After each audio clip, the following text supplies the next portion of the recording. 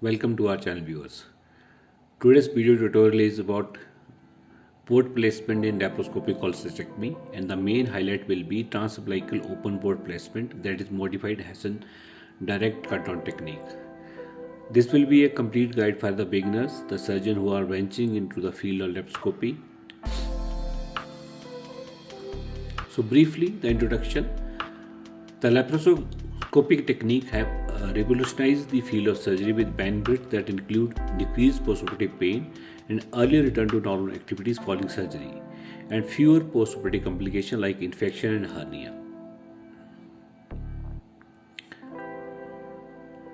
What the unique complications which are associated with the laparoscopic surgery are inadvertent bowel injury or major vascular injury, which are though uncommon but are potentially life-threatening complications that are most likely to occur during initial access. There is no clear consensus in the literature which technique is better and over the others. This is a landmark paper from Cochrane database.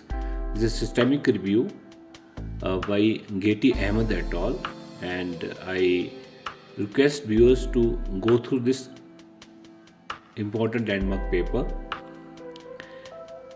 In this paper, they have studies combined all the randomized control trial technique which have compared one lap entry technique over another, and the primary outcome were major complications including mortality, vascular injury of major vessel and abdominal vessels, visceral injury of bladder or bowel, gas embolism, solid organ injury, and failed entry.